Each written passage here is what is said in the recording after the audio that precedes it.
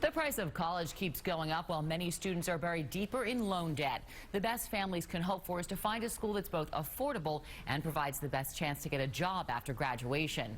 That's the idea behind the Princeton Review's new book, Colleges That Pay You Back, the 200 best value colleges and what it takes to get in.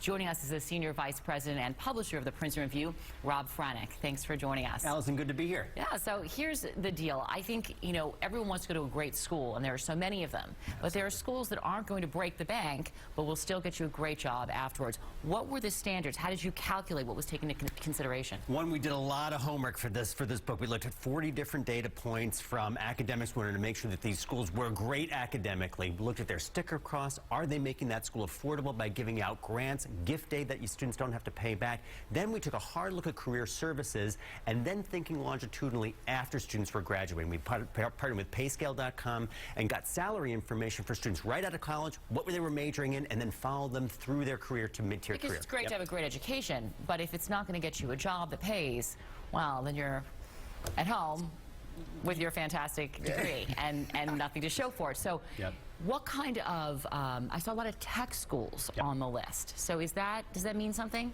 Yeah, I mean, there are several technology schools in the book, but there's just as many liberal arts schools, public versus private. 2/3 of the schools in the book are public universities, a solid third are private.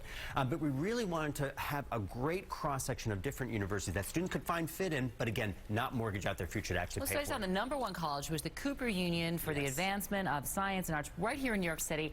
I mean, great neighborhood, but I don't always think Cooper Union is the go-to school. Why did that show up at all the top lists? A couple of reasons. They specialize at Cooper Union in art, architecture, and engineering, so it's a specific student cohort. High sticker price, but they're giving out half tuition scholarships for every student off the bat, and then more aid for those students that demonstrate actual financial need. Okay, so let's say that you're totally need-based.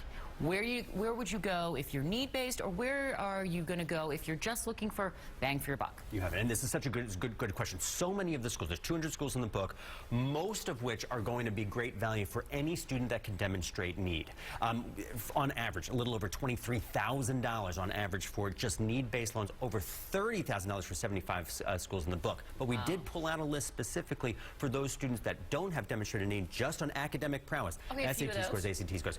Clemson University, one of our great favorites at Princeton Review, Southern School.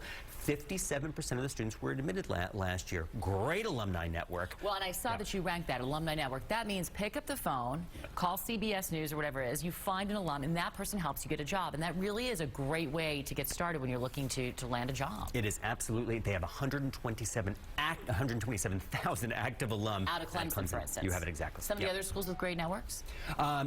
George Washington University, Virginia Tech, superlative Virginia Tech when it comes to not only a great academic experience, but again, they do for their own. Absolutely do for their own. And then finally, how do you think parents can utilize this to help them, both take some of the burden of financial risk off of them and also find the right school for their child? I mean, it's not just about, it's balanced. Oh, no, you have it exactly.